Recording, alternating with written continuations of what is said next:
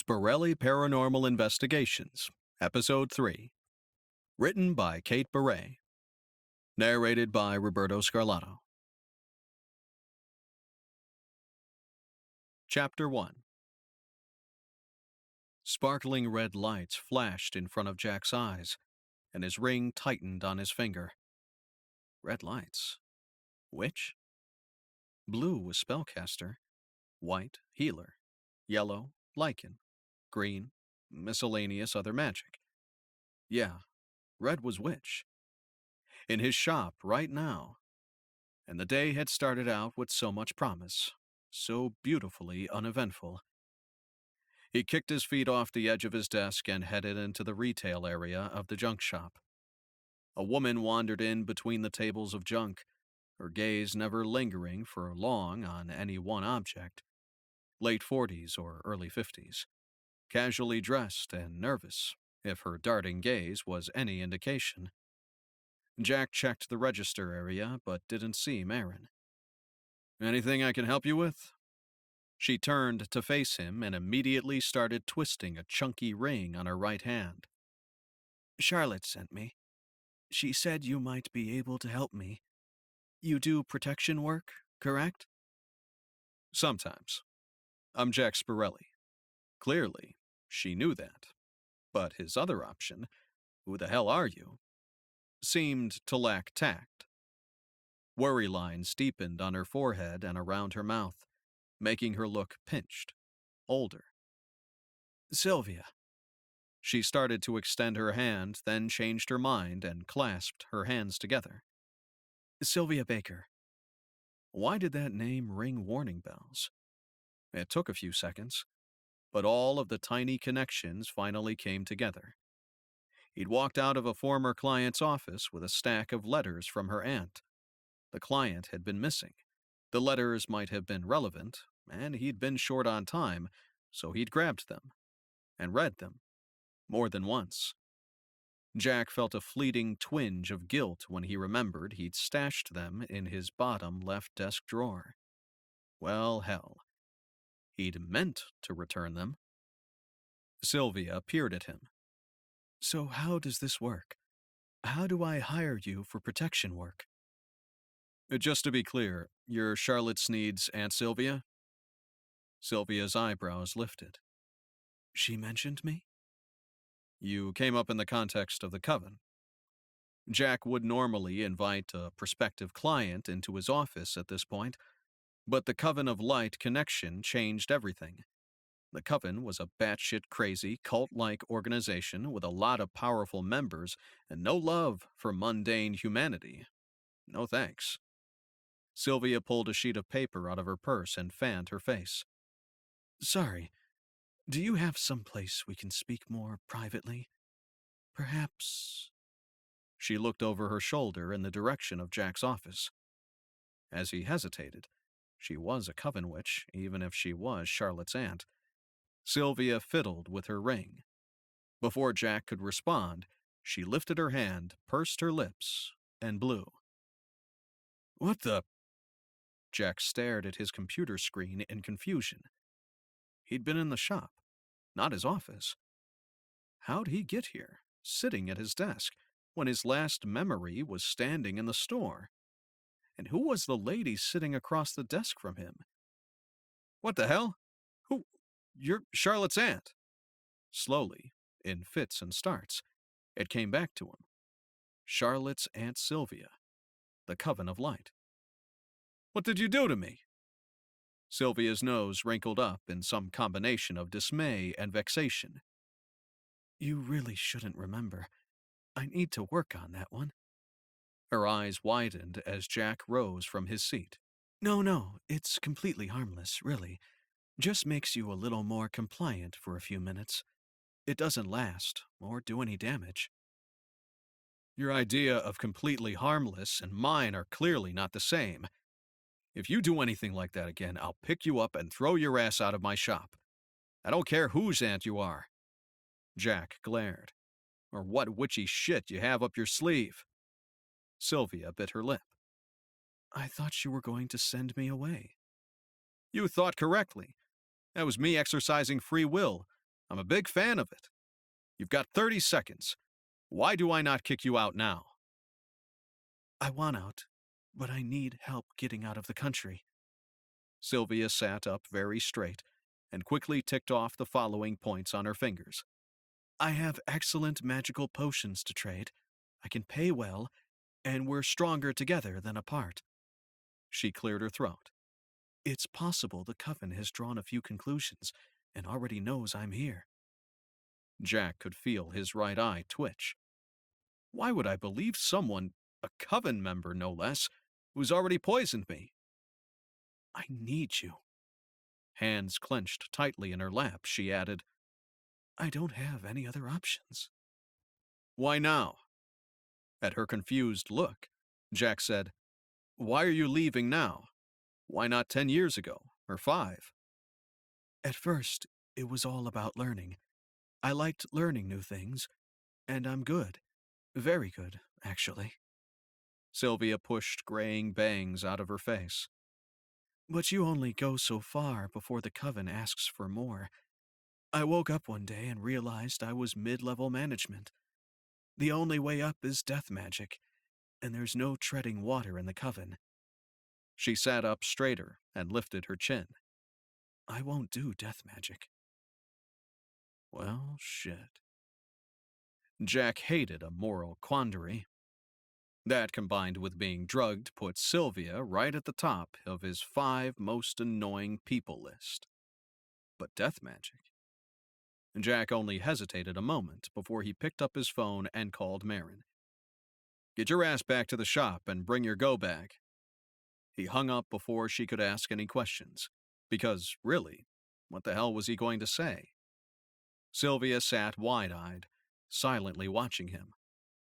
Okay, why spy? Wait! Jack held out his hand. Before we get into that, give me the ring. Sylvia's lips quirked. It's empty. Really? When Jack's hand remained outstretched, she sighed and removed the ring. Before Jack took it, he asked, How does the substance work? Through contact? Inhalation? Contact. Jack withdrew his hand and retrieved an envelope from his desk drawer. Once Sylvia had dropped the ring into the envelope, he said, I assume there's some way to neutralize the powder? Dunk it in water, or rinse it under the tap. Sylvia shrugged. I told you, it's, not very potent. Harmless, right? Jack shook his head. He retrieved a bottle of water from the small fridge in the office and poured it into a disposable cup, then dropped the ring in. Why did you come here? In what universe is that a good choice? Jack eyed the cup of water with the ring suspiciously. You have connections with the Interpack Policing Cooperative, right? Jack shook his head. Not formally. An IPPC has a strict hands-off policy when it comes to the Coven. You should know that. They won't help. Seeing Sylvia deflate, Jack said, You must have had some idea of that. Sylvia made a sound that was suspiciously like a growl. But I'm, defecting. She waved her hands. Jack stopped rummaging in the office closet for his second-string travel bag. Watch the hands, lady. Sorry, Sylvia mumbled. He hadn't repacked his go bag after the last trip, so he'd be relying on his backup. He yanked it out from under a box of crap he'd meant to have Marin sort through for the shop. He unzipped it and checked the contents. A crisp, clean scent puffed out. He ruffled through pressed, folded clothes. Pressed? He didn't press his clothes. Does this mean you are taking the case? Sylvia clasped her hands in her lap. Clean smells, pressed clothes. Who cared? What the hell was he going to do about the Coven? The freaking Coven. Tell me about this magic stash you're willing to trade. Sylvia brightened. I have some exceptional specimens. I've been experimenting with the concept of portable plant-based weapons. I'm particularly fond of the exploding pomegranates, but I can't pass anything along until, well, Until we Jack quirked an eyebrow at her. Defeat the Coven? Sylvia turned red and fanned herself. escape. Marin triggered the ward and appeared in the office door a few seconds later. Her face was slightly flushed. What's going on? She scowled at Jack. Why are you covered in witch magic? The Coven's after our new client, and we're leaving town. Jack picked up his bag. Marin's face was tight with some emotion. Why does the Coven want you? Her face went blank. You're a Coven witch? I'm defecting. Sylvia's face scrunched. I thought I was defecting, but it turns out IPPC probably isn't interested, so I'm a refugee? Jack? Marin drew out his name like an accusation, and her eyes turned a startlingly bright green. Do you have any survival instincts? Seriously. The Coven is into torture, death magic, crazy shit. They do not like non-magical people. Hell, they don't like anyone who's not a witch. Sylvia stared at the wall, overtly avoiding eye contact, while she was disgusted. Oh, I tried to say no. Then I got witch-dusted. Jack turned to Sylvia. Something that won't ever happen again. She nodded so vigorously that stray wisps of her hair bounced. Jack acknowledged her agreement with a curt nod. And that's when our new friend told me we'd fare better against the Coven together. Marin snorted. And you think they'll give us as much grief if we walk away now? We pass on this job, and she is no longer our problem. The Coven's not our problem. How do we even know she's really defecting? Fleeing, not defecting. And we know because I've read her letters. Jack reached down into his desk drawer and pulled them out. He tossed them at Sylvia, who snatched at the bundle before it fell to the ground. It's all there. You have to read between the lines a little, but the discontent, the fear, it's there. Sylvia clutched the letters tight. These were private. Your niece was missing, and they were a potential clue at the time. Jack shifted the bag on his shoulder.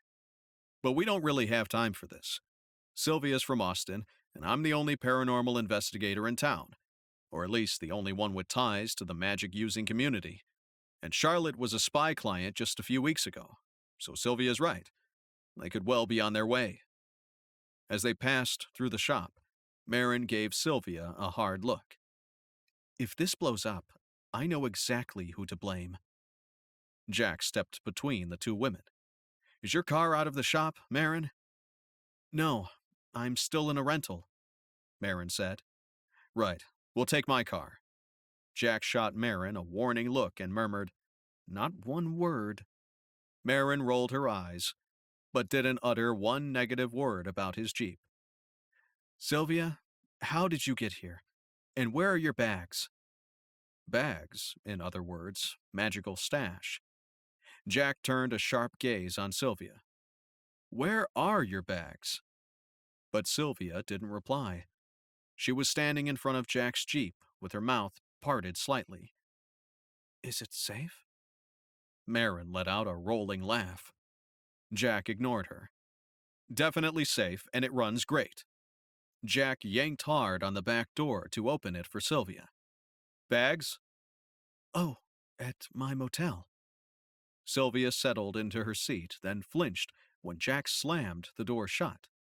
She waited until Jack was in the car before she replied, I couldn't exactly tote them all around with me, could I? Marin slammed her door harder than necessary. That door didn't stick.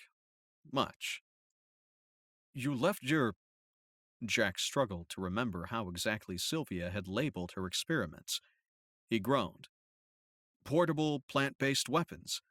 You left them in your motel room? I didn't have much choice, did I? Sylvia made a small, annoyed sound. I took precautions. Jack just hoped those precautions didn't include some kind of booby trap. Pulling out into the street, Jack said, Fine. Which motel? After Sylvia provided the name, the three continued the ride in silence. Probably the best possible option at this point. because the tension was wearing on Jack.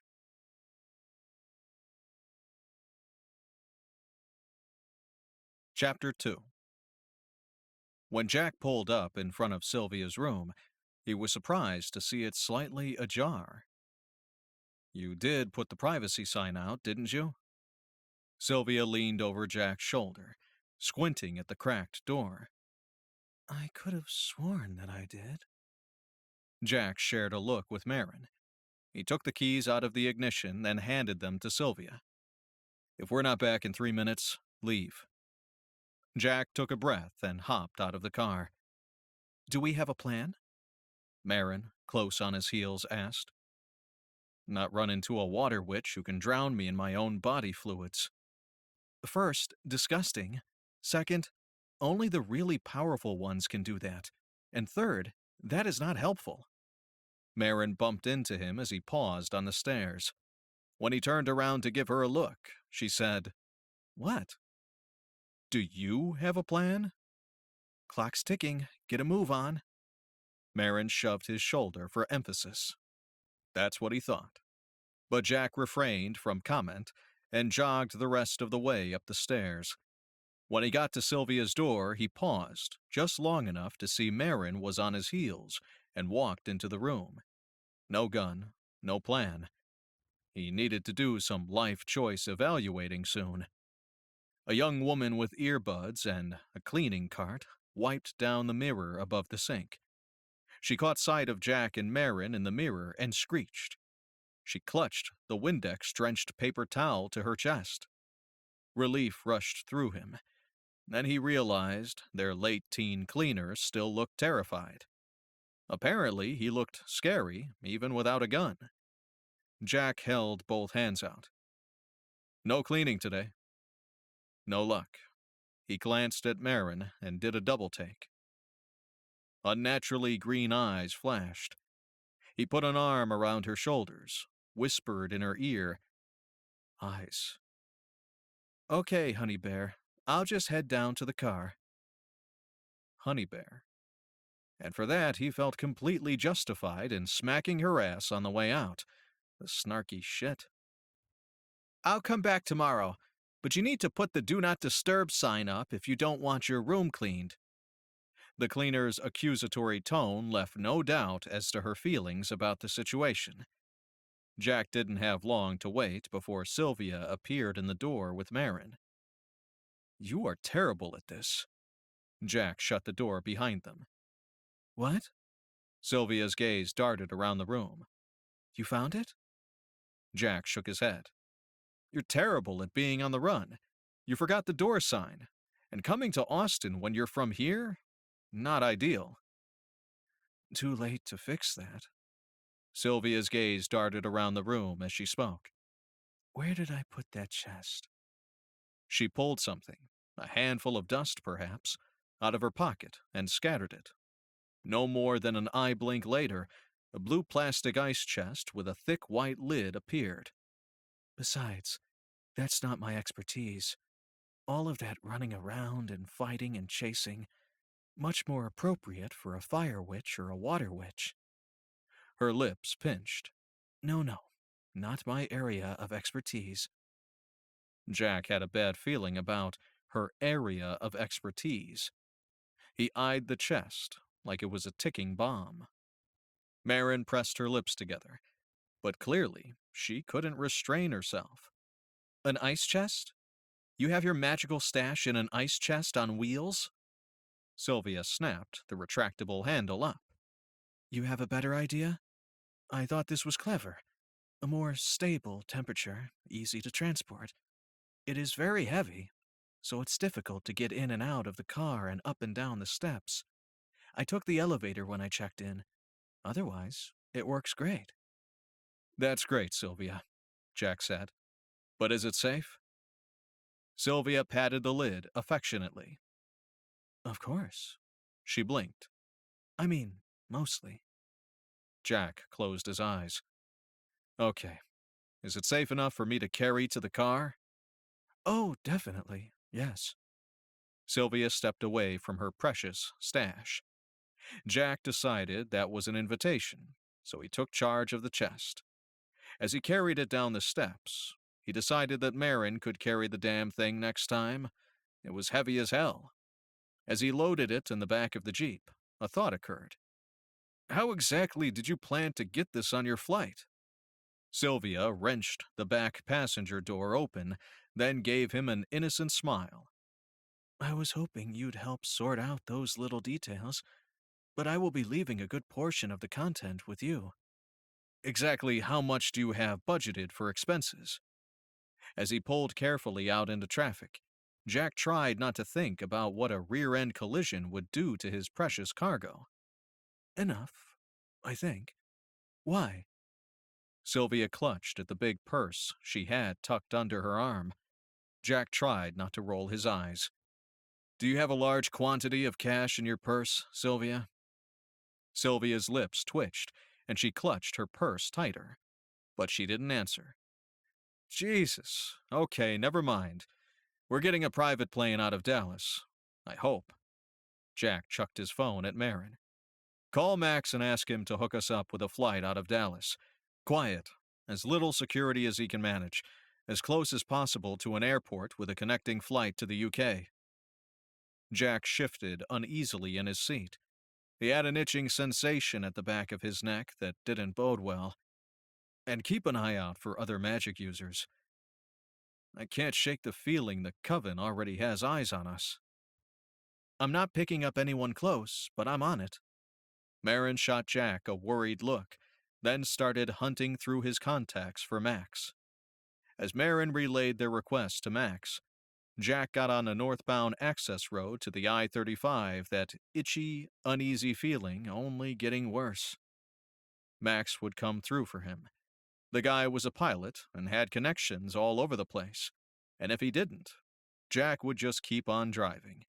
Maybe Canada, then a freighter to England. Shit, he hoped it didn't come to that. Marin hung up. He thinks he can find us a flight on a small private plane out of DFW area.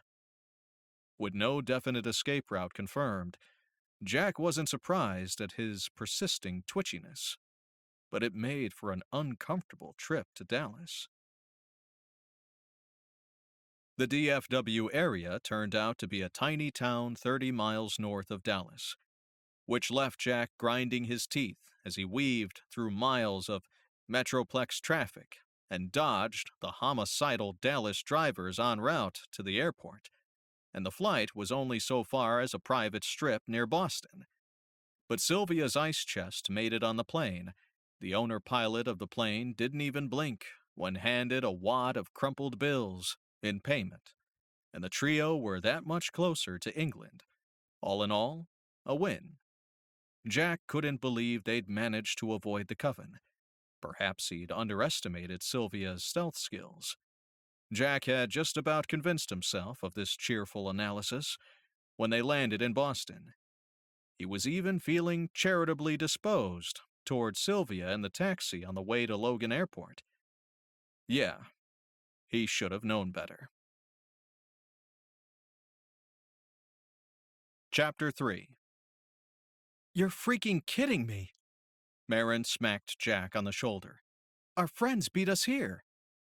The cab had just pulled into the terminal's drop-off area, so whoever Marin sensed must have been waiting for the three of them. Jack scanned the slow stream of late-night drop-off traffic. A useless endeavor without his specially warded specs, since he couldn't see or feel magic any better than the next non-magical guy. Where? Not sure yet. Marin leaned forward from the back seat of the taxi van. But I can feel it. My scalp itches with... She stopped and shot the taxi driver a quick look. He didn't seem to be paying any attention. How did the bastards know about Boston? Jack gave Sylvia a look. No cell phone, right? I already told you. No. I didn't have one before I left, and I wasn't about to get one for this. Who doesn't have a cell phone these days? Marin asked, still scanning the travelers. Are you kidding me? You of all people, someone your age, should get that. Jack, sitting in the front seat of the taxi, waved the driver on as he began to slow. "Keep going." Marin pointed. There. Jack pushed her hand down. "Never mind, let's get out here. Right here." When the taxi driver started to protest, there wasn't room at the curb because he'd passed up the previously open spot. Jack interrupted him. "It's fine." Jack shoved 100 in the guy's hand and hopped out. He fetched their bags from the back of the van while Sylvia searched the crowd for the offending Coven member. "Just because there's a witch here, that doesn't mean they're Coven. Witches do travel a little." Marin pulled the chest out of the back. She scanned the immediate area, then said, "Like we'd be that lucky." She slammed the hatch down, snapped out the handle on the chest, and glared at the rolling stash of magic goodies like it carried the plague, or something less curable. "We can't get this on the plane. Why are we even messing with it? And how the hell are we going to outrun them now? They know we're here." "We're in a massive public airport. What are they going to do?" Jack picked up both his and Marin's bags. Sylvia and Marin shared that look he sometimes got from magic users, the one that said, "Jack's an idiot." Jack shifted the bags to one shoulder and grabbed Sylvia's. "Come on." As he moved to the airport entrance, Marin crowded in from behind him. She spoke in low, even tones. "A woman is approaching from the left. Mid-30s, dark brown hair, glasses, no luggage." "Got her." Jack couldn't miss her. Everyone in the vicinity had some kind of bag or purse, except the witch. "She doing anything?" "Gaining on us. Walk faster," Marin said, as she almost clipped Jack's heels. "Wait!" Slightly out of breath, Sylvia tugged on Marin's shirt. "Air witch." She heaved a breath. "Need to. She gasped. Line of sight." And then she stopped speaking. It took everything she had to keep pace with Jack and Marin. "Shit." Marin's head swiveled from left to right and back again. "That bitch witch is suffocating her, Jack. We need to get her out of sight. All of us out of sight." Jack pointed to the food court up ahead. If he could make it that far. Sylvia was starting to stumble and gasp for breath. Jack threw an arm around her shoulders and propped her up while he pulled her with him. 3 bags, a stumbling middle-aged woman, and an aggressive air witch on his ass. He might be getting a little too old for this. They finally made it to the food court, and not a moment too soon. Sylvia swayed under his supporting arm, and her lips had a faint tinge of blue. Jack tried to get her to sit on the cooler, but she shoved away his assistance. "No." As soon as she spoke, Sylvia erupted into a fit of coughing. Jack looked around at the handful of curious passers-by. Even as thin as the crowds were, much more of this and security would definitely show up. He smiled blandly. "She's fine. Asthma." Turning to Marin, he lowered his voice and said, "And the security cameras? Don't suppose you can do anything about that?" Marin was kneeling in front of the chest. She'd flipped it open so the contents were hidden by the wall on one side and Jack and Sylvia on the other. "Maybe. What do you need, Sylvia?" "Red. Blood." Sylvia waved a hand and pointed, but she hadn't recovered enough to speak. Jack popped his head around the corner. "Shit, pick one. She's almost here." Marin fumbled around and pulled out a red plastic container. "No." Sylvia's hastily barked response brought forth a fit of coughing. Flower." She pursed her lips, mimicked blowing, and with her fingers illustrated movement away from her mouth. "Got it." Marin pulled out an upside-down glass jar. Inside was a brilliantly red, spiky flower. Jack motioned for the plant, but Marin ignored him and approached the corner, unscrewing the cap as she went. She carefully pulled the glass up and away from the flower and held the cap, to which the plant was firmly affixed. Then she stepped out from their temporary hiding spot. She didn't go far, maybe 3 steps, and then held the flower up and nothing. The lights flickered for the space of a heartbeat. The next thing Jack saw, Marin held a plant with a nude flower. The spiky petals lay withered at the feet of their pursuer. Jack turned to Sylvia. What exactly does this thing do? He started to gather the bags he'd dropped. Before Sylvia could answer, Marin was already beside him. She hadn't lingered to witness the result, just retreated. The color had washed away from her face. I suspect the Coven has some way of shielding this type of mess from mundane law enforcement, but if...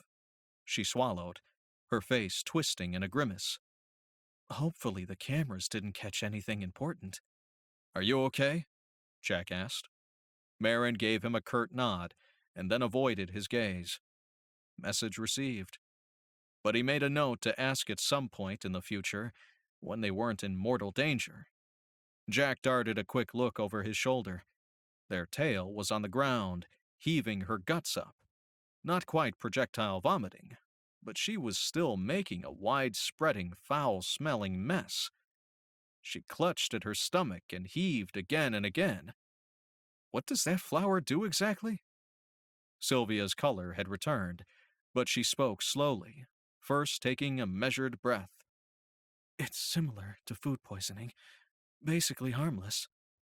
She erupted into a fit of coughing. Jack hesitated, and then put a steadying hand under her elbow. Uh-huh. We don't share the same understanding of harmless.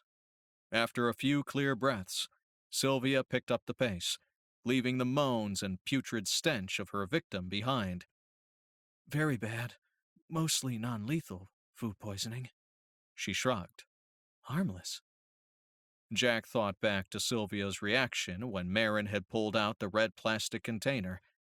If instantaneous food poisoning was harmless, then whatever was in that container must be terrifying. Jack tried to look inconspicuous as they moved through the terminal. Easier now that Sylvia no longer appeared to be in distress. The ice chest didn't help, but they weren't drawing many curious looks. I'm not really sure how a blown dart reached an air witch target, but one must have, Marin said. Her color looked normal, but she still didn't look quite right. All of them. Sylvia's tart response interrupted Jack's speculation of what Marin had done to dim the lights, and why it had made her so ill.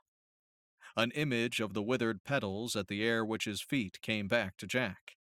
That was one nasty plant. They're hungry little flowers. Sylvia spoke with a fondness that reminded Jack of an aunt speaking of a favored niece or nephew. Clever. Marin shot Sylvia a respectful look. Sylvia tipped her head, acknowledging the compliment. Finally, something they could bond over. Cool weapons. Jack shook his head. Giving Marin a pointed look, he said, Hey, you need to be scanning the area for the second wave. Sylvia confirmed. She won't be alone, and that was my only blood lily. Her lips twisted, and then she added slowly, Some of my other inventions aren't so crowd-friendly. Again, Jack thought of the red plastic container. Well, there are hardly crowds of people this late at night, so think about what might work if we can get them alone but in an open space. Sylvia nodded, her eyes getting a faraway look. So Jack kept an eye on Sylvia, and Marin kept an eye on everyone else as they headed to the ticketing area. Unfortunately, it didn't take long for Marin to spot the next wave. We've got a pair this time. Maybe fire witches? Marin hovered for a second, indecisively. Not very powerful. Probably muscle.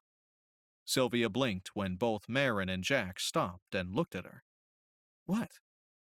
That's why you can't tell for sure, Marin. Not much juice.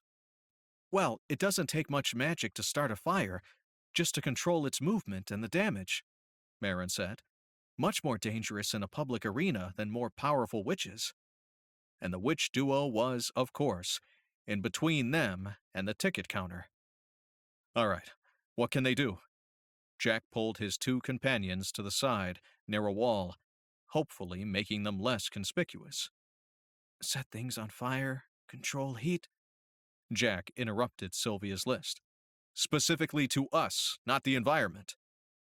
Ah, well, setting people on fire magically is harder than you'd think. Probably not that. Sylvia's tone was matter-of-fact. Jack rubbed the bridge of his nose. Yay, Marin said in a flat tone. not burned alive. Probably. Tortured? Definitely. Sylvia tilted her head. But probably no permanent harm. Jack looked at the petite salt-and-pepper-haired woman. When was he going to stop being surprised by the words coming out of this woman's mouth? Hey, guys, they're headed this way, Marin said. Turning to the ice chest, Sylvia said, I have 2 things. She leaned in and dug around. Shit, security is headed this way too. Not that Jack was surprised. They'd lurked, lugged around a suspicious ice chest, and were now weirdly huddled. Oh, yes, I have the perfect thing. Sylvia shoved a cookie in Jack and Marin's hands. She took a bite of her own. Eat, hurry up, all of it. Immediately, she returned to dig in the chest. Marin didn't pause, just shoved the cookie in her mouth. The entire thing. Since Marin could perceive magic, its type and sometimes its function, Jack steeled himself and then followed her lead, hoping she hadn't suddenly discovered blind faith in Sylvia's concoctions. He'd barely formed the thought that the chewy center had a pleasant lemon-ginger flavor when the air filled with a fine powder. Jack covered his mouth and nose, but it was too late. He choked down the half-chewed cookie in his mouth and struggled not to gag. His nose had already filled with powder. Tears streamed from his eyes and he punched at his thigh. He was keeping that fucking cookie down. No time to think what the powder would do if he didn't. As his vision cleared, he saw the 2 fire witches bent over, gasping and coughing, only feet away. They'd clearly received the bulk of the whatever the hell it was. Dry-eyed and breathing easily, Sylvia calmly walked away from the group. In one hand she clenched the extended handle of the ice chest, and in the other she firmly clasped Marin's hand.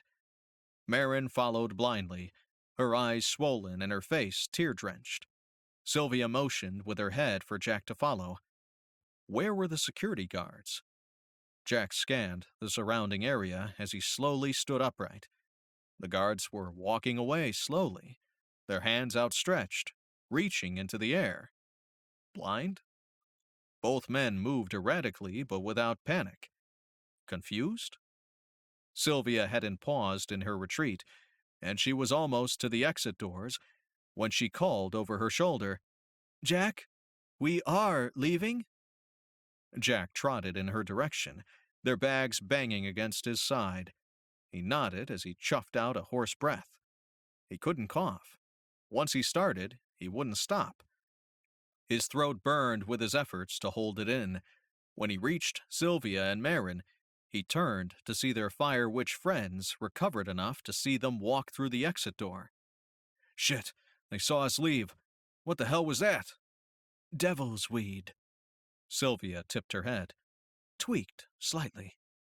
Marin dabbed at her eyes with her sleeve. More than slightly. That's some powerful shit. Sylvia raised her hand to flag a cab. But not lethal. She frowned as a cab pulled up. She turned to look at Marin. You must be very young for your eyes to be so sensitive. A low growl emanated from Marin's vicinity, but she didn't say anything as she packed the ice chest into the taxi's trunk. Jack dropped their bags in next to the ice chest. Well, at least you have lungs of steel. Jack hopped into the cab after Marin. Lowering his voice, Jack asked, What exactly does your devil's weed do? Keeping her voice low, Sylvia said, Confusion, temporary memory loss, hallucinations. My potion's not lethal. I made sure. The last was added in an earnest tone. Since everyone had been alive when they left, Jack figured she had made sure, but that the question even came up was telling. About Devil's Weed or about Sylvia's potions, he wasn't sure. Where to? The cab driver interrupted them and shot the trio an uninterested look over his shoulder. Jack rolled his shoulders, trying to think of a good escape route. He didn't know Boston. Someplace central, public, lots of space, Marin told the driver. And not far. The first glimmer of interest sparked in their cabbie's eyes. Boston Common? It closes at 11:30, but that gives you an hour or so. That works. Marin dropped back against the cushion of the seat. You don't have a phone. Do you have any kind of electronic device, Sylvia? Something with GPS signal, specifically? Jack added. He and Marin both turned to look at Sylvia. A perturbed look crossed her face. I've already told you, no. But how we managed to fly into Boston of all cities? She gave both Jack and Marin an annoyed look. Boston? It's a hotbed of Coven activity. Jack closed his eyes. Very slowly, he said, Now you tell us. How am I supposed to know what information you do or don't have? Sylvia's aggravation leaked into her voice, raising it somewhat. All right, Marin said sharply. Boston's not the best choice, but it was the one option we had at the time. We need to figure out if the Coven has some way to track you, or if they've just been incredibly lucky. What did you bring with you? Sylvia took a deep breath. What I'm wearing, my bag, some toiletries, 3 changes of clothes, and the ice chest filled with my projects. Your purse? Jack reached a hand out. Sylvia passed him the large bag she'd held clutched against her chest. If there's nothing, it might be a geolocator. Marin wrinkled her nose and scrunched up her eyes. That would suck. Jack looked up from rummaging in Sylvia's purse. That would suck. Here. Marin took the purse and dumped its contents in between her and Jack. She examined the empty bag and then plopped it down in Sylvia's lap. Marin rummaged through the items, replacing them in the purse when she was done with them. A small toiletry bag, a nightgown, a sandwich, a veggie juice drink, a wallet with no personal photos inside, an envelope with a wad of cash, and a small notebook with a fancy pen tucked into a holder on the side. When all the items were once again in Sylvia's bag, Marin said, Nothing looks suspicious. Sylvia hugged her arms close. Of course not. I checked. My bag and the ice chest, too. There's nothing that has the taint of another witch's magic. Hey, we're almost there. Any place in particular you want to be dropped? The cab driver didn't even bother to look back when he spoke. Apparently, the little trio had lost their driver's interest during the uneventful trip. That was one piece of good news. Their driver must not have gotten an earful. No, Marin said. Anywhere's fine. He didn't acknowledge Marin's response, but he did pull over about 2 minutes later. Jack was curbside, so he hopped out and went to the front passenger window to pay, while Marin grabbed their bags. Jack handed the cabbie a 50. The driver hesitated and then said, One piece of advice. You want to avoid the Coven. You ditch the witch and leave Boston as soon as you can. Jack looked at the driver closely for the first time. Deep wrinkles etched grooves in his tanned face. Dark brown eyes peered out from beneath shaggy white eyebrows. Then the cab was gone. Jack turned around to see Marin and Sylvia looking equally perplexed. Marin shook her head. Don't ask. He felt human to me. Jack finally turned his attention to the park and got his first look at Boston Common. Holy shit! How big is this place? Big. Let's get rolling. I don't want to stand around on the street with a huge sign that says, Coven of Light, come take me now. Marin turned toward the Common, but she turned back when they didn't immediately follow her. We just need a spot to sit down and figure out next steps. Preferably where we can see them coming. Sorry, Jack mumbled. He couldn't move past the taxi driver knowing about the coven, and Marin was already tackling the next problem. He wasn't exactly on his game. They entered the common on a well-lit path, the ever-present ice chest rolling along behind. Chapter 4. Jack, Marin, and Sylvia traveled down the common path at moderate speed. Much more, and Jack couldn't miss the strained breathing sound Sylvia made. Since he didn't particularly want to carry her, they kept to a speed that Jack found teeth-gratingly slow. He couldn't help but imagine the hot breath of Coven pursuit on his neck. Hello? Sylvia caught up the few feet she'd lagged behind. I think... Yeah, they're here. I can feel them. Marin's terse statement jerked Jack up short. How the hell did they find us? But if Marin or Sylvia knew the answer to Jack's question, they'd obviously have said something long before now. A plan. He needed to move forward. How far? Marin turned to look behind them, walking backward down the path for several steps. She scanned the surrounding area. Nothing I can see. You really want to avoid line of sight with most witches. Sylvia supplied this information in a helpful tone. Yeah, I'm getting that. Jack stopped. A plan. He laughed and shook his head as the cab driver's words came back to him. Marin gave him a nasty look. Her frustration was palpable. On a timetable here, Jack. Our cabbie was brilliant. Ditch the witch and leave Boston. Jack surveyed Sylvia and her gear. No jewelry, the clothes on her back, the purse he'd already gone through, her bag, which they hadn't yet made time to search. Ditch the bag and strip off your clothes. Marin hesitated just a hair and then lifted the bag she'd been carrying for Sylvia ever since they'd left the cab. Wait! Sylvia grabbed the bag. My letters, she explained as she rummaged through the bag. She pulled them out and shoved the bundled stack into her purse.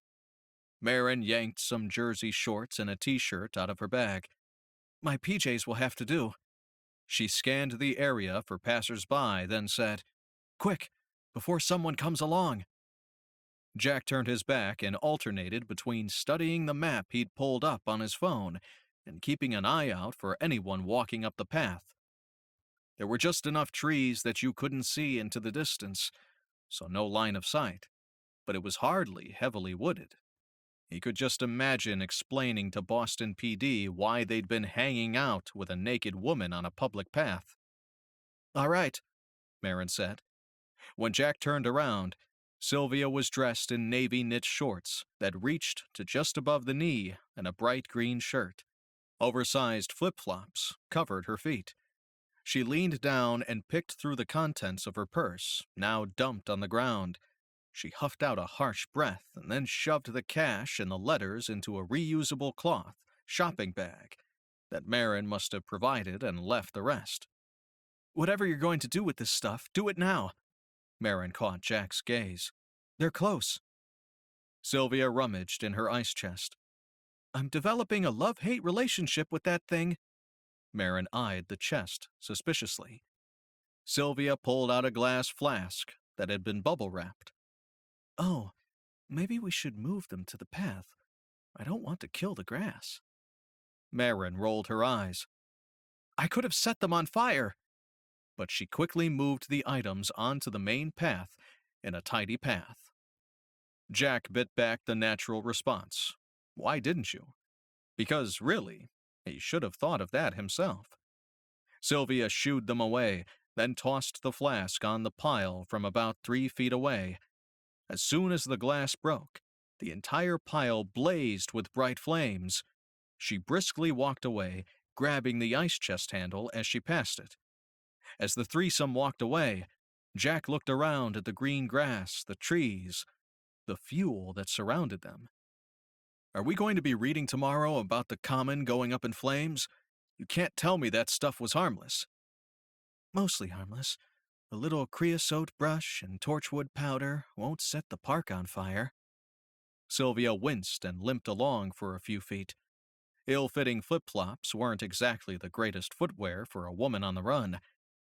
Jack grabbed the chest handle from her. Yeah, but we're talking magically enhanced torchwood. I'm guessing the regular stuff doesn't burn when exposed to air. Seriously, Jack, I hope you had more in mind than getting rid of Sylvia's gear, Marin said. For all we know, her ice chest is bugged. Or she is. No, I don't think that's possible. The ice chest is a last-minute purchase and wasn't out of my sight before I left. And you can't bug a person without them knowing. Sylvia huffed a little, trying to catch her breath. I don't think. Jack could only think of a few possibilities. He grabbed the handle of the retracting handle of the chest from Sylvia. The entire city is warded, or... No way, Marin said. Las Vegas was a bizarre anomaly from everything I've heard, and impossible to miss when you passed through the ward. And don't forget, that's big spellcaster magic. I don't see any Coven members playing well with local spellcasters. That was an understatement, considering what happened to 2 Coven members who'd recently tried. Jack wouldn't soon forget the sight of a man drowning in his own body fluids. Yeah, what about a geolocator? Sylvia stopped to catch her breath. Where are we headed? Park Street Station, Jack said, glancing again at his phone.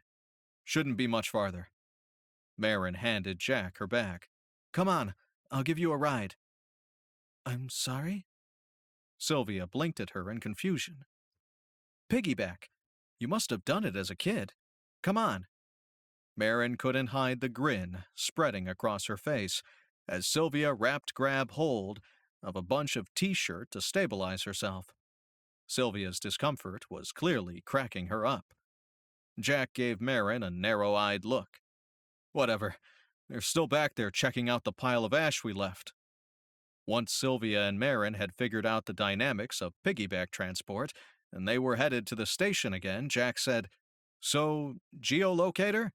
Do we think that's a reasonable possibility? Oh my, that would be bad. Sylvia seemed to have gotten over her embarrassment. Now her attention was focused primarily on not losing her flip-flops, as Marin trotted along at a good clip. Jack tried not to shake his head. Surely Boston Common had seen weirder things. Any chance you know how to block a geolocator? Sylvia sounded a little huffy. We don't know how to keep you from being tracked by a geolocator or anyone else, but at least if we can figure out how they're doing it, we can try. So I'd say that's a good next step. Marin managed to reply and shift Sylvia around to a more comfortable position without slowing. Thank God for dragons. And maybe he should up his running schedule to 4 times a week. I'll call Harrington and see what he knows.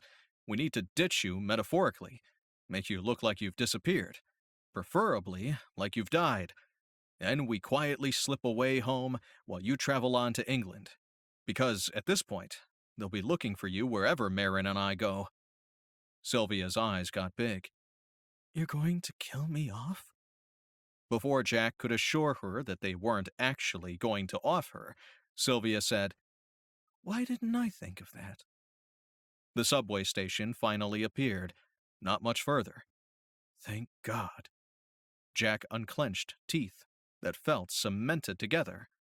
Marin gently lowered Sylvia to the ground at the entrance of the subway station, and Sylvia had even managed to hang on to her flip-flops. Jack checked the schedule on his phone. 5 minutes, if it's running on time. How close are they? He started to dial Harrington's number, but paused before connecting, waiting for Marin's answer. When she didn't reply, he looked up. Marin stood completely still, facing the direction they'd just come from. Her stillness was so complete, Jack could feel the hairs rise on the back of his neck. He rolled his shoulders. He shouldn't let her creepy dragon shit get to him. He couldn't believe that it still did. Finally, Marin turned around. I think we lost them. They're not getting any closer. Maybe we ditched the tracker? There were at least 3 or 4 turnoffs between here and there, Sylvia said. And witches can't track like lichen. or dragons. Marin frowned in response, but didn't correct Sylvia's misperception that dragons could track by scent. Jack didn't get why the lichen-dragon scenting comparison bothered her so much. Addressing Jack, Marin said, Do you have an end destination in mind? "If we've lost them, I'd love a crash pad." As he spoke, an unengaged cab rolled by. Jack flagged him down. "If they're not on our heels, we're getting a room. You're sure?" Cautiously, Marin said, I can't sense any magic users in close proximity. Sylvia's mouth twisted. I could really use some sleep, if we think it's safe. Enough with the sleep talk already. Marin stifled a huge yawn, then threw open the door of the cab that had rolled to a stop in front of them.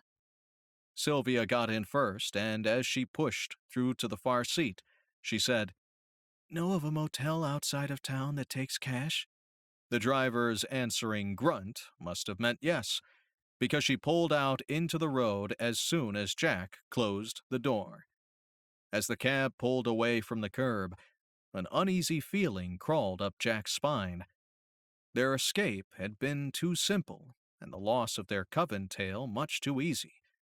Much as he hated to keep falling back on Harrington, he was Jack's best source, and Jack had to figure out how the coven had been tracking Sylvia. Otherwise, how was he going to kill her off? Chapter 5. Jack closed the bathroom door of the cheap room he, Marin, and Sylvia had just checked into. He'd gone with something outside of town in the hopes of escaping the Boston hotbed of witches. He flipped the cover of the toilet down and planted himself on the seat. Before he could talk himself out of it, he dialed Harrington. Harrington picked up on the second ring. "How can I help you, Jack?" Jack cringed. He already owed the guy one favor. "I might be able to help you out. I've got access to some recently developing intel that might interest you." "In exchange for?" And here was the tricky part. Trying for a casual tone, Jack said, "Information for information. I could use a little background on magically tracking a person." Harrington's response was immediate and sharp. "I'm not putting you in touch with Cliff." Jack shifted, trying to find a more comfortable position on the hard seat. "I get it. I'm not asking for your precious geo-tracker. Just some information from you." "Done. What have you got?" "A coven witch on the run, headed your way. Well, headed IPPC's way to London. Not sure where she'll end up, but she'll be passing through London." "Jack," Harrington chided, "you know we can't help. We have a strict non-interference agreement." "Right. I'm not asking you to interfere. I'm letting you know she'll be in the area and, more than likely, open to answering some questions, if you have any." Jack shifted the phone to his other ear. "Or not, if you don't think she'd be useful." "When?" Just as Jack expected. Harrington couldn't pass up commitment-free intel on a rival organization, regardless of whatever non-interference agreements the two groups had in place. "Not sure yet when she's landing, but I can update you." There was silence on the other end of the line for several seconds. Finally, Harrington said, "Agreed. What do you want to know about tracking? What methods are there? And is there a way to block them? Hypothetically, I'd like to make someone untrackable. You know about geolocators. As you're already aware, there's a way to tag a person or object so that a geolocator can still actively track them from a distance. Then there's scent tracking." "There's been no evidence of lichen," Jack said. "Lichen aren't the only magic users capable of scent tracking, but they do all utilize basically the same principles. Could you have been tracked by scent?" The tapping of keys in the background punctuated Harrington's response. "Doubtful. Maybe in conjunction with some detective work and some other magical means, but not alone. Any hints for finding a geolocator's tag?" There are no electronics, no phone, no computer. Jack couldn't help but hope they destroyed whatever tag might have existed when they destroyed Sylvia's gear. Well, tracking through technology requires a gifted geo-tracker. You know they're rare. Fire is good if the tracking device is an object, but if the subject has ingested the marker and it's been absorbed into the subject's system, then only time will dissipate the signal. Jack closed his eyes and let his head fall forward. How long? 2 days? 3? No more than 5 at the most. Shit. Wait, Jack said. Wouldn't Marin have picked up on the magic? Possibly with an item, but if it had a relatively weak signal and she didn't know exactly what to look for, maybe not. Harrington tapped away on his computer. After a few seconds, he added, and even less likely with an ingested tag. So it's likely there's a geolocator involved. How the hell are we supposed to hide from someone whose gift is finding people?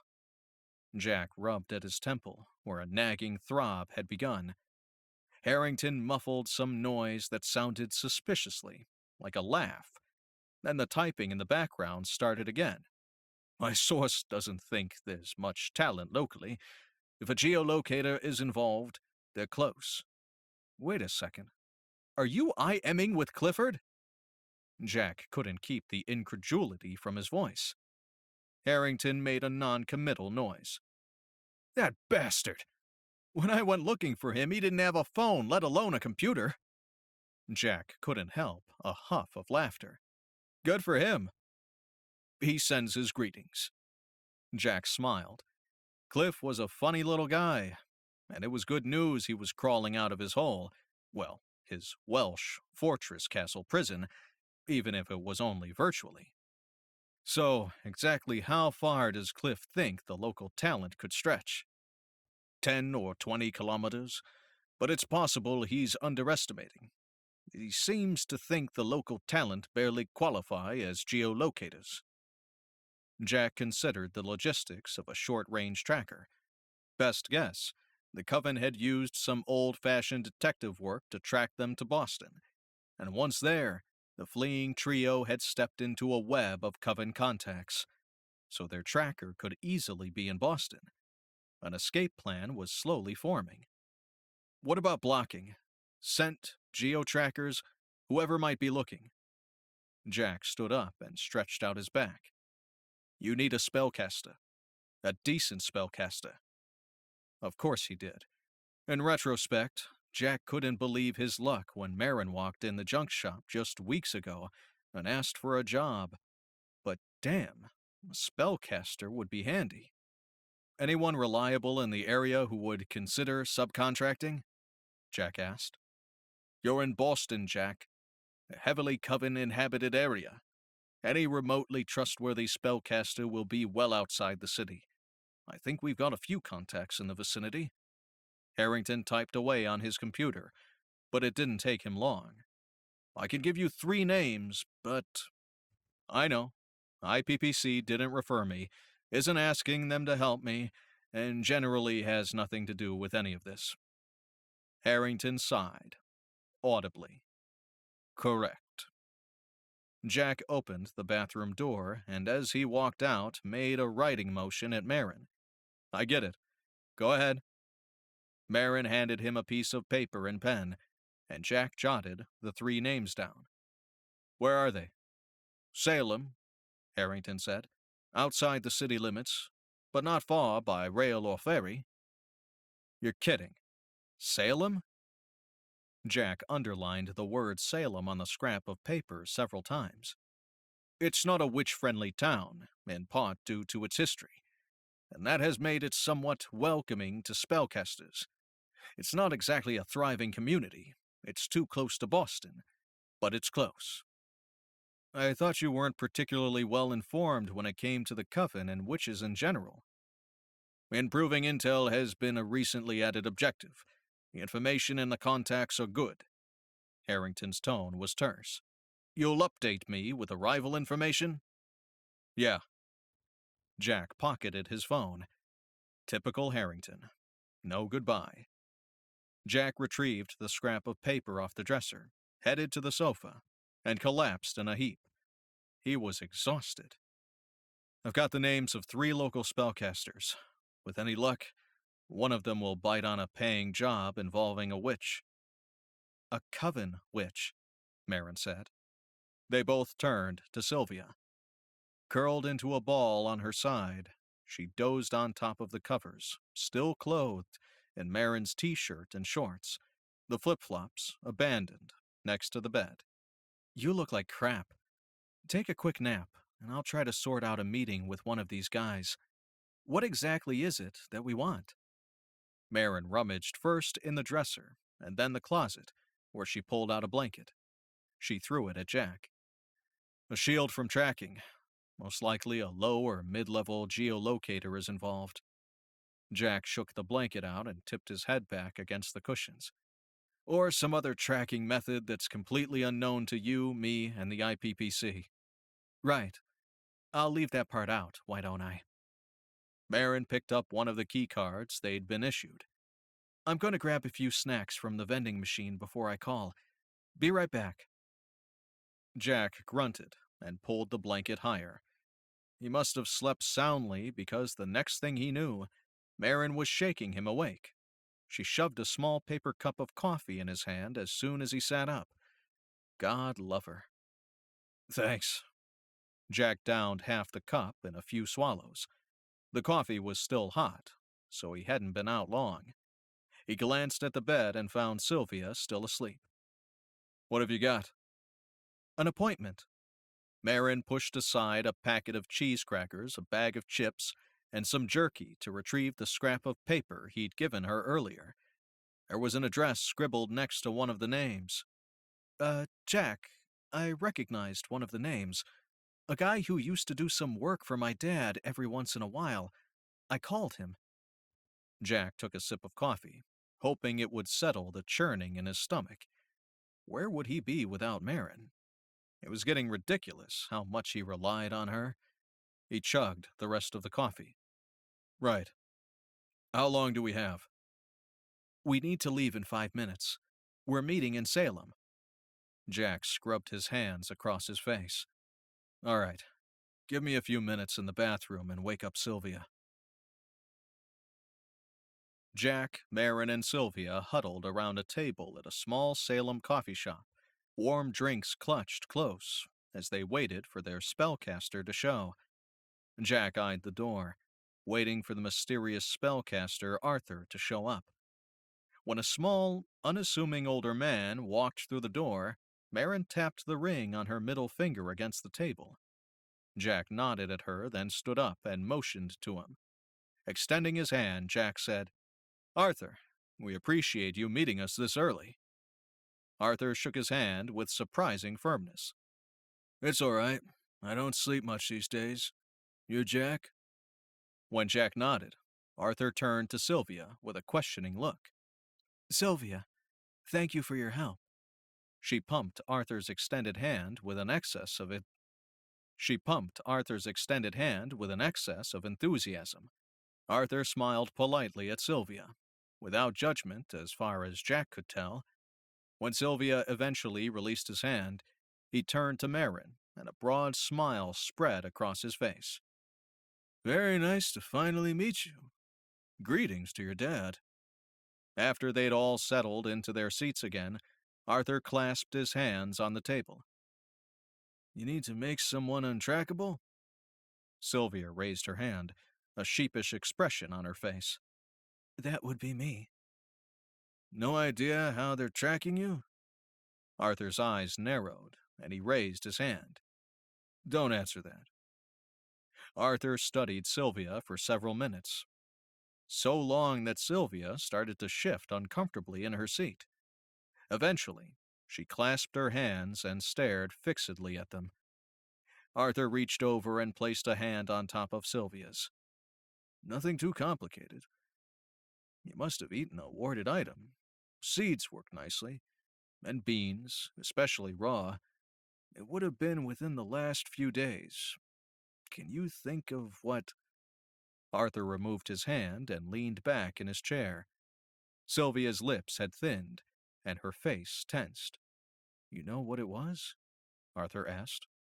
When she hesitated, he said, Or you suspect. Sunflower seeds. A friend. Sylvia cleared her throat. Another coven witch brought some by a few days ago. I had no idea. She gave her head a small, firm shake and attempted a smile. I know what they're like. I'm not sure why I'm so... She shook her head again. Well, the seed is long gone at this point. But with a tracking ward, a person only has to ingest it for the ward to tag them, Arthur said. After consumption, it's simply a matter of how much juice the geolocator invested in the tag. I'm guessing not much. The duration of the tag is affected by the magical energy attached to the tag.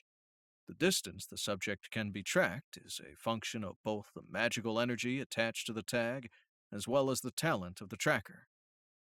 As Arthur detailed the exact nature of geotagging, it occurred to Jack that the man had a great deal of information.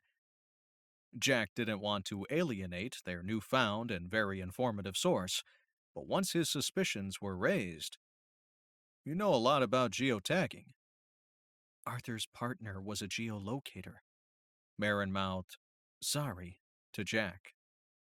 Jack made a mental note never again to nap and leave Marin in charge. Ever. And a reminder to smack himself when he wasn't so damn tired. Before Jack could feel like crap for not apologizing, because he wasn't about to, Arthur had picked up the narrative again. As I was saying, this tag has neither great distance nor great duration. Not surprising, really. Not much local talent. Arthur's gaze drifted away, unfocused for a moment, then he seemed to collect himself. By locally, I mean in the States. We don't have much geolocating talent. Wales, the East Indies, a sprinkling in Australia and New Zealand, that's where the tracking talent is. And a few outlier pockets scattered here and there, of course. We appreciate you coming out of retirement for this, Arthur. Marin shot Jack a warning look. Any chance you can give us some specifics, a timeline, a range? Sylvia, looking confused, said, How do you retire from spellcasting? Arthur smiled and a lightness overtook his features for the first time since they'd sat down. I suspect in much the same manner you're leaving the Coven. He tilted his head to the side. Without the life-threatening flight. I moved and didn't connect with the local community, what little of it there is. But back to the matter at hand, before the young man has a coronary. 2 days, at a guess, before your tracking tag fades. But that's immaterial. I can create an invisibility ward that extends well beyond your tagger's talents. Sylvia's eyes went wide. But I won't be actually invisible? I've never heard of such a thing. No, not invisible. If you want to be untrackable, that's an invisibility ward. You'll be hidden from the nosy folk, geolocators, and, on a more limited basis, from lichen and other scent trackers. Arthur waggled gray eyebrows at them. I'm very good at invisibility wards. Not many spellcasters are. Jack found himself smiling even though he was pretty sure they were sitting ducks in the cafe, and he was pretty sure he'd be on a Coven hit list after this. Arthur was likable. Speaking of being sitting ducks. It's been about 2.5 hours since we last ran into the Coven. We thought we'd destroyed whatever was tracking Sylvia. But now that we know we didn't, how exactly did we manage to evade them for that long? An unreliable local tracker, maybe. Perhaps you ventured outside the tracker's range. Arthur gave Jack a sad smile. You'd never have shaken Francis, my partner. Francis was a gifted tracker, one of the best. He was Welsh, of course, not American. A heavy silence followed. Clearly, Arthur had lost his partner, and just as clearly, he'd been devoted to the man. Arthur cleared his throat. So, I'd guess that either luck or an incompetent tracker might have helped you along. Sylvia rubbed her eyes. Thank the heavens for the Coven reluctance to associate with other magic users. They probably have no idea their tracker is subpar. She tipped her head. Though I suspect they're learning, and he won't outlive this particular assignment. Jack shook his head at her callousness. Yeah. On the off chance that your pursuers have managed to track you through other means to the area, I've set up some security for our meeting this morning. I scrambled the geotag. It will read like Sylvia's popping in and out of range. I didn't want to mask the tag entirely. Arthur lifted both hands in casual gesture. Without knowing your plans, it seemed the safest course of action. Arthur, you are a gentleman and a scholar. Jack leaned forward. Here's what I'm thinking. Sylvia, you have to disappear before you leave the country. And the best way to make sure you disappear is to kill you. Sylvia clapped her hands together. I love it. If I'm dead, no one's following me. It's perfect. Arthur nodded. I can ward a piece of jewelry or clothing. It's easy enough to make a ward that activates when it's worn. Then once you've been killed off officially, you can trigger the invisibility ward. Marin removed a ring from her left thumb, a simple silver band she wore most days, and handed it to Arthur. Will this work? Arthur took the ring, examined it briefly, and nodded. But how do we kill me? Sylvia asked. That was the question. Chapter 6. Jack scanned the small outdoor area. He hoped sticking around in Salem had been the right plan, that this was a good place to implement their plan. He rubbed his temple, hoping the looming headache would fade. At least Salem had to be better than Boston. Jack, this is important. Sylvia held up a glass container. These aren't labeled. Jack pulled his attention back to the small table where Sylvia had placed a few of her potions. He couldn't help it. The crawling sensation on the back of his neck was telling him something wasn't right. I got it. The round chemistry set-looking flask is fire. The peanut butter container has glitter that sticks and burns. The test tubes with the corks fluoresce after they've been shaken. Sylvia closed her eyes and inhaled slowly. Vigorously shaken. When she opened her eyes again, Jack said, Vigorously shaken. Got it. So I'm a little distracted. Can you blame me? She sighed. No, but you need to know what each of these containers holds. And the peanut butter jar isn't glitter. Those are small seeds. Don't let them touch your skin. They won't actually burn you, but any contact and you'll feel like you're on fire. Sylvia fiddled with the material of her new skirt, bought a half-hour earlier from a small boutique they'd stumbled across as they'd put their plan in place. I can't believe they didn't catch up with us while we were shopping. Jack glanced at his phone. Almost noon. Exactly how incompetent is this tracker? Sylvia raised her eyebrows.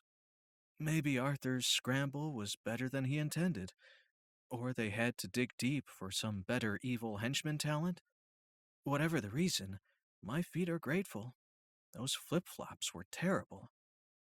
Marin appeared, a large takeout bag in one hand and a felt marker in the other. She handed the marker to Jack. Great. Like the regular bad guys weren't bad enough. My vote's for Arthur. He probably tied their geolocator's antenna in a knot.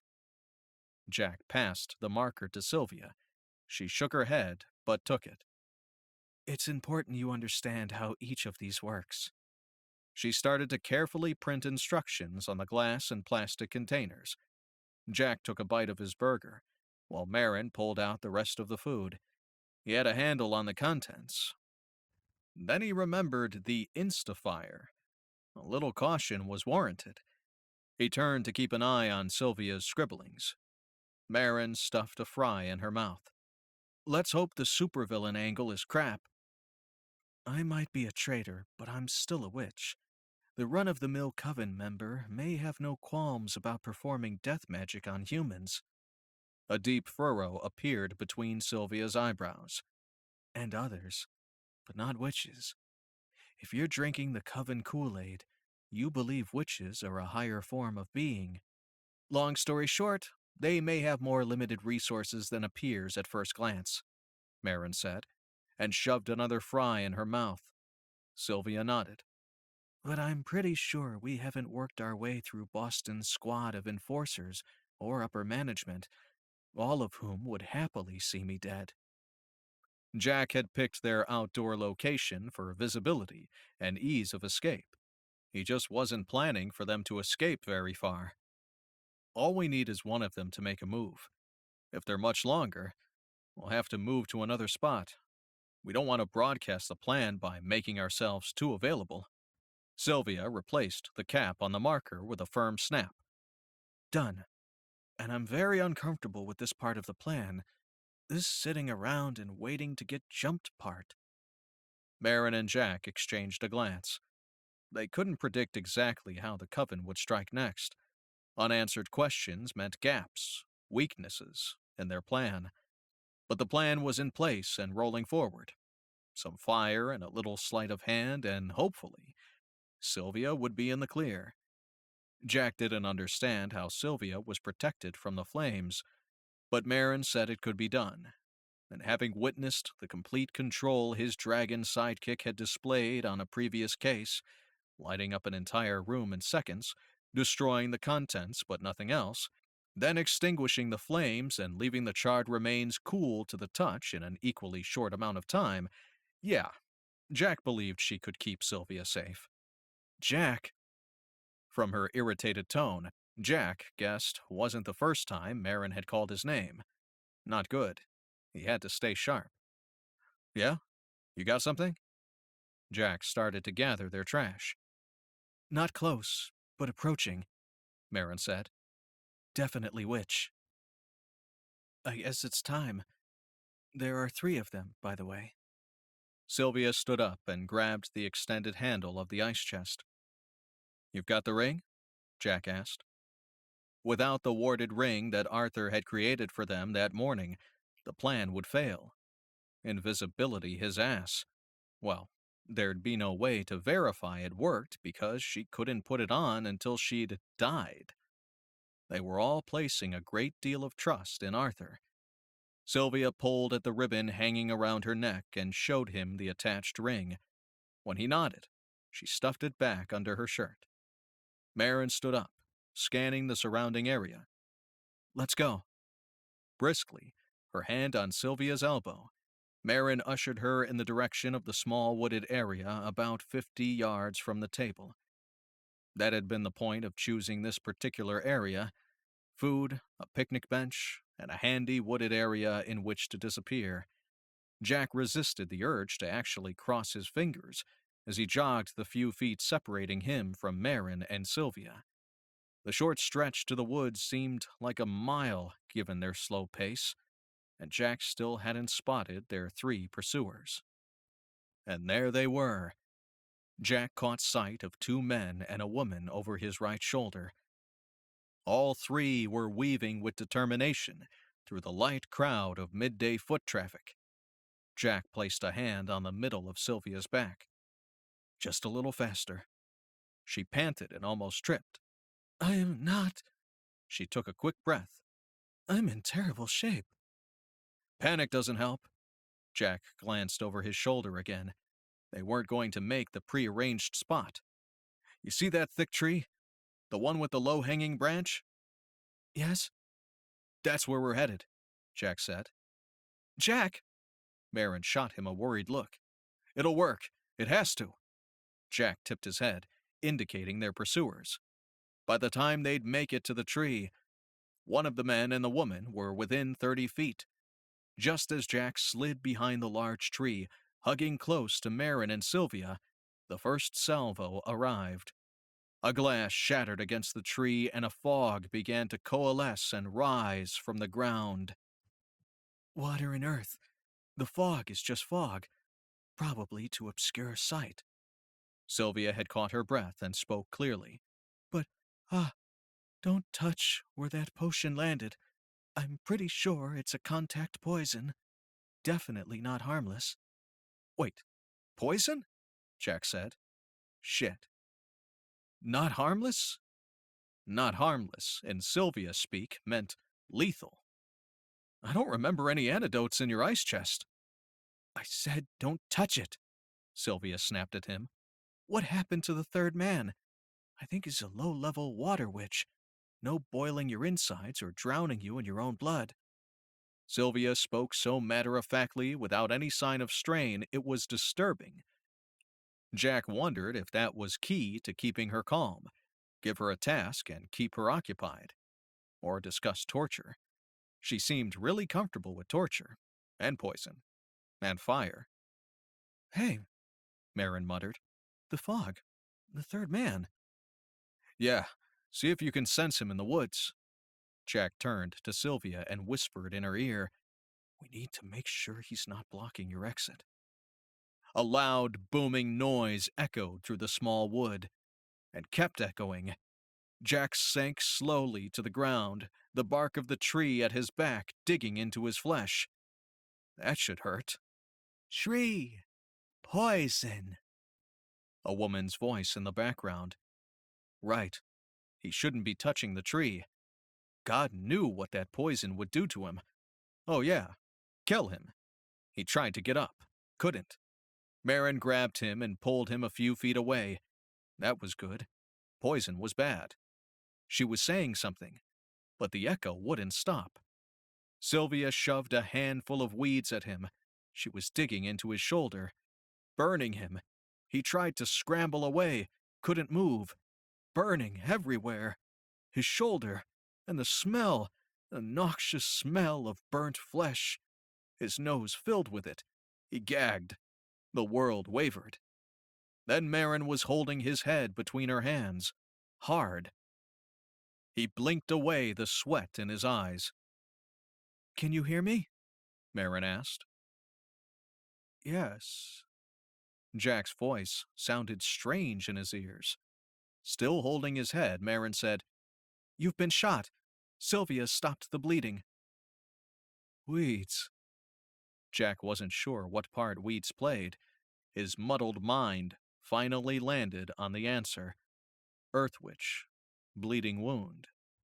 Why was his brain so slow? And then he felt it. The fierce burning in his shoulder. He'd been shot. Marin had said. The yarrow will keep the bleeding in check, and Marin's fried the shooter, but I need to... Sylvia pulled out the ring from under her shirt. Right. Jack reached his right hand over to hold the plants in place on his shoulder. Only halfway there, and his vision swam.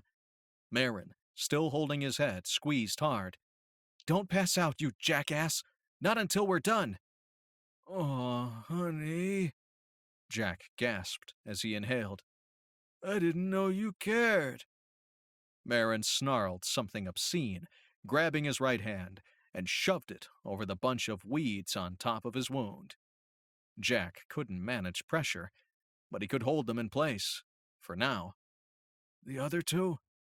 Inspecting the crispy remains of the shooter, but likely not much longer. Marin's attention was riveted to some distant spot in the woods. And local law enforcement is a problem. The fog had dissipated, so the water witch had either lost his concentration or couldn't hold the fog for long. So, it's time to burn shit already. How do we get them closer? Jack asked. Marin raised an eyebrow.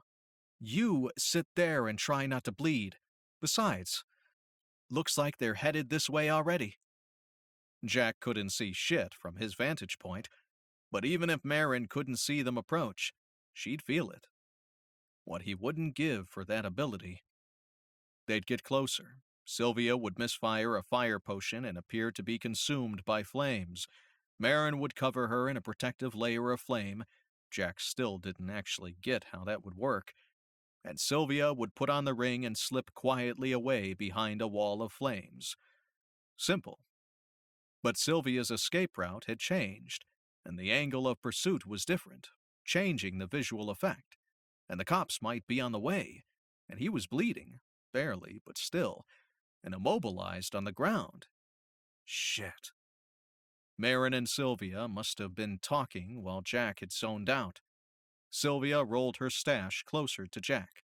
We need you to throw the fire flask. She pulled out a tiny perfume bottle and knelt next to him. Jack knew he looked like shit. He felt like death. Are you nuts?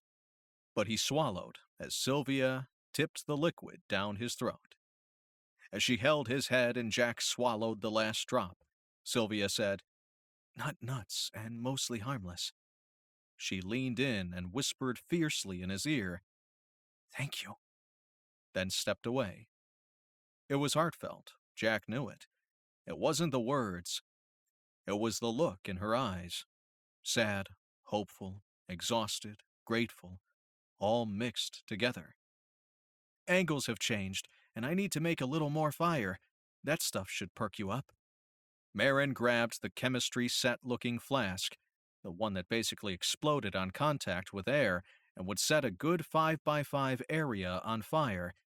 Handing it to Jack, she said very quietly, Fire on 3. Jack pulled his right hand away from his shoulder, waiting for the pain, the burn, the fading vision. Nothing.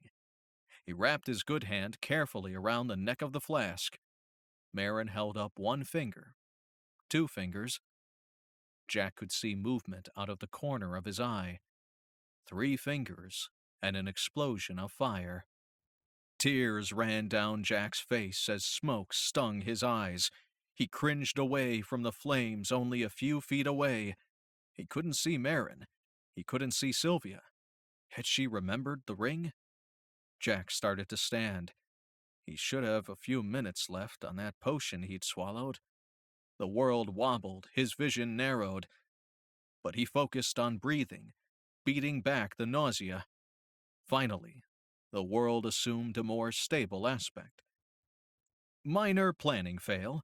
How the hell was he supposed to stop the 2 pissed-off witches just on the other side of the wall of flames? Chapter 7. Jack reviewed his mental notes for some potion that would help him, but those notes were crap. Labels. Shit, he hoped that would work. He leaned down, expecting to feel faint, but found he was surprisingly clear-headed. Digging through the chest, Jack grinned as he realized that the 2 witches were still after him. Closing the gap, in fact. Not chasing Marin or the now invisible Sylvia. Maybe their little gambit had worked. He pulled out the red plastic container that had freaked out Sylvia in the airport. Marked in clear capital letters, the container read, Not harmless. Jack choked in pain as a laugh escaped. In smaller letters, there were instructions to throw very far. No mention of what it did or how fire would affect it. It was a gamble. Jack checked the progress of his witch buddies, and that was the tipping point. They just about found their way around the edge of the flames and were closing in. Plastic wouldn't break, so he averted his head and opened the container. Inside were 4 tiny bundles.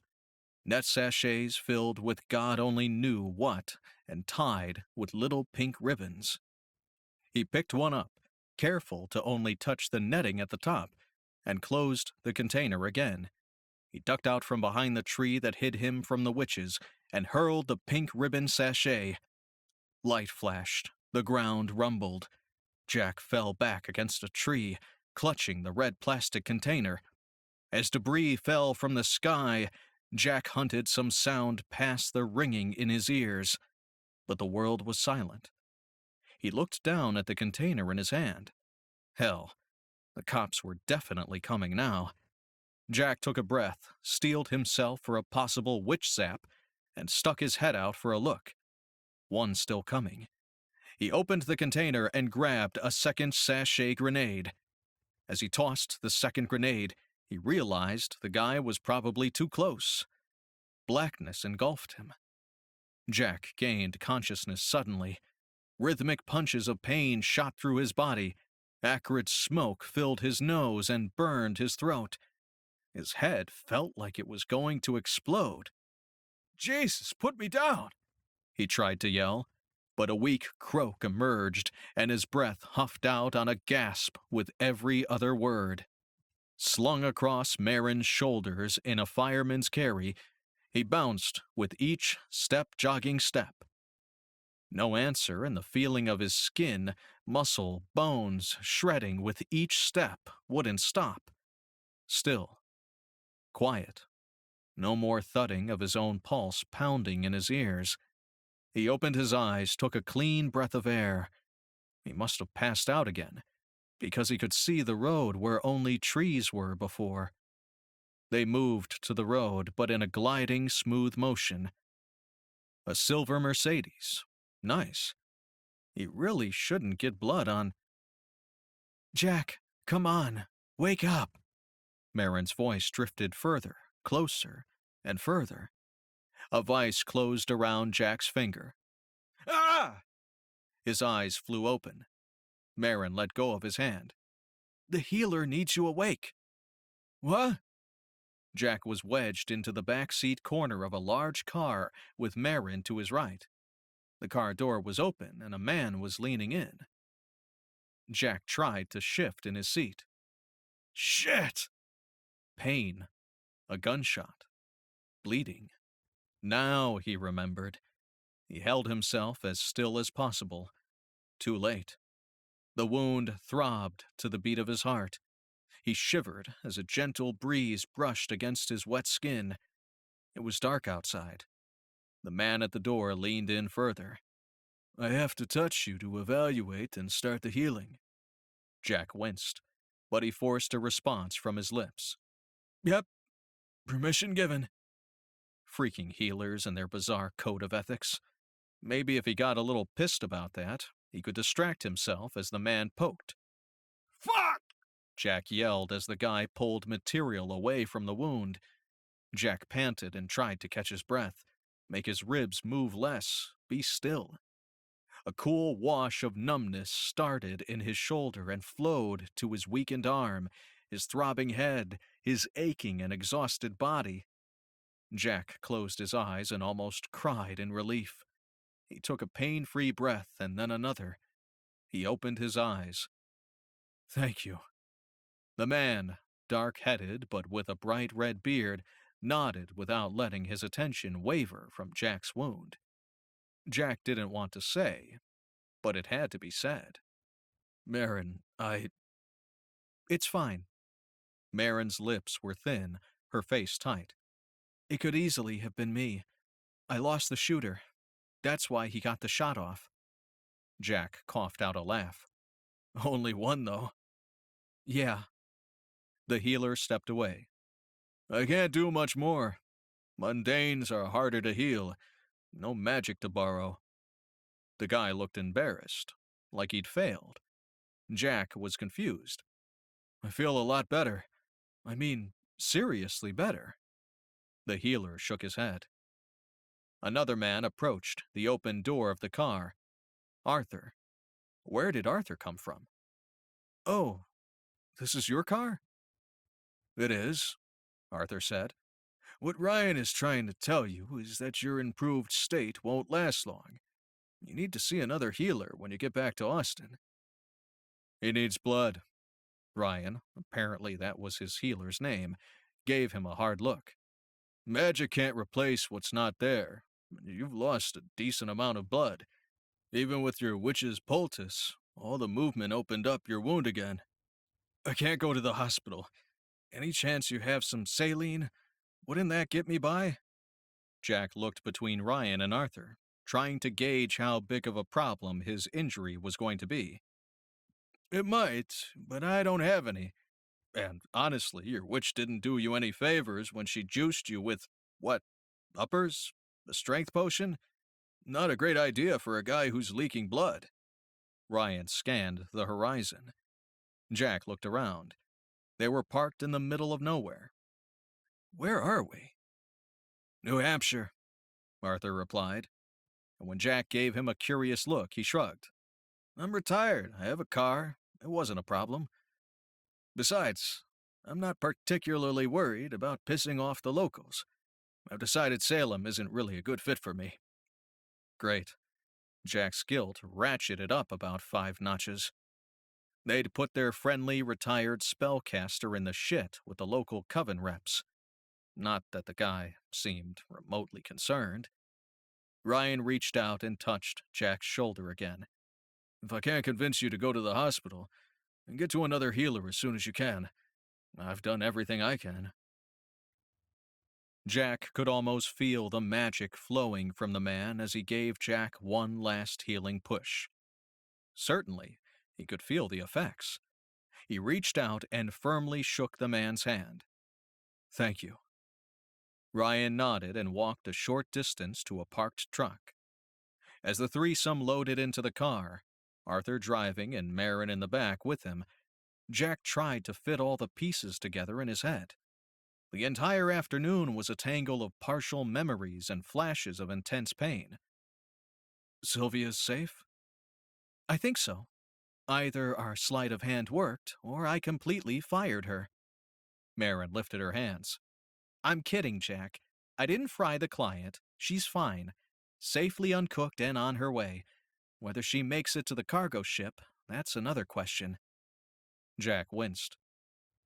We didn't have a choice, but cargo sure as hell wouldn't have made my top 10.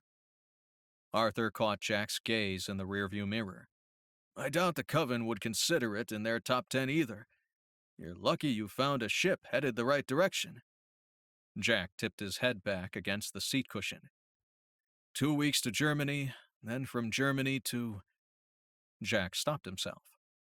Arthur was trustworthy, but there was no reason to burden him with the information. Eventually, after a few stops and possibly an IPPC debrief, Sylvia would make her way to England. With some luck, we'll hear from her in a month. Marin frowned. Says the dragon who didn't get shot. The client's tail was shaken and means provided for a relatively safe getaway. Mission accomplished. Despite his words, Jack couldn't suppress a desire for more closure. Not knowing sucked. It hadn't taken them long to get to the Manchester airport.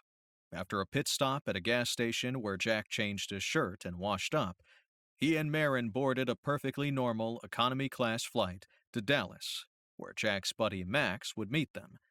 One brief text and Max had agreed to fly into Dallas, pick up Jack's car from the tiny airport outside of town, stock up on some basic medical supplies, and meet them at the DFW airport.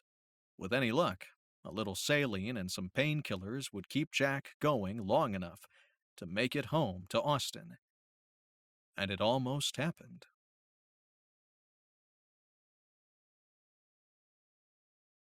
Marin and Jack's connection in Chicago was uneventful, and the first half of the flight was pretty good. That's how Jack remembered it. Marin said he looked airsick and the flight attendant checked on him 3 times. But Jack knew with certainty that the second half hadn't gone to plan because he remembered drifting in and out of awareness several times, and Marin being pissed at him and poking him a lot, and finally Max carting him around in a wheelchair at the airport. Yeah, not so great. When Jack woke up the next morning in the hospital, Marin was slumped in a chair near his bed. He didn't think that was allowed, but it was good to see a familiar face, so he wasn't complaining. He desperately needed a pee. That had to be a good sign for a guy that had major blood loss recently. As he got up to hunt down a toilet, Marin's head jerked up. She rubbed her eyes. You look better. Marginally, but at least you can stand on your own. Yeah. Hey, what happened to my stash? Marin covered a massive yawn. You're welcome, Jack. It was no problem carrying your ass through the woods, or finding a healer in the middle of backwoods New Hampshire, or faking my way through a flight with a recently gunshot nitwit, or convincing the hospital staff to treat your serious anemia without running 20 diagnostic tests. No problem at all, but yes, I did take care of your stash. Arthur's mailing it. I did let him pick something out as a thanks for packing it up and getting it here. Jack couldn't restrain a massive grin. He even leaned down and hugged her like a madman. until he remembered he was wearing a hospital gown and had to pee like a racehorse. Hey, before you run off, Sylvia made it on board.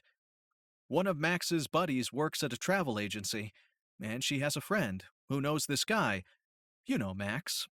He worked his connections. Jack grinned. That's all right. By the time he got back, Merritt had thrown his clothes on the bed and made arrangements for him to check. Against your doctor's recommendation, by the way. They still want to run a bunch of tests. They don't understand why you were so dehydrated, had low blood pressure and anemia, but couldn't find signs of recent trauma or other signs of blood loss. I'm a medical mystery. No, you're an accident-prone toddler who needs a high-level healer on staff. Jack could hardly argue, given the number of times he'd needed a healer recently. Yeah, but a spellcaster sure as hell wouldn't hurt either. You're driving, right? Marin rolled her eyes and jingled the keys in her hand at him. You drive like an old lady. But Jack could see the worry behind her teasing. She must not be too pissed off at him. But that didn't lift the weight that had firmly settled over his chest. Epilogue. Several days had passed since he and Marin had returned from Boston. They'd received a wire from a numbered account. Sylvia, of course. Jack had worried. He couldn't agree that she was mostly harmless, but at least she knew where to draw the line. And the woman had mad skills in the garden.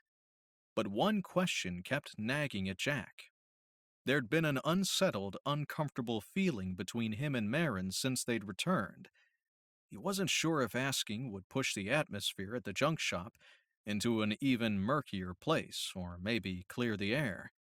Either way, the question buzzed in his mind like an annoying gnat, and he wanted the answer.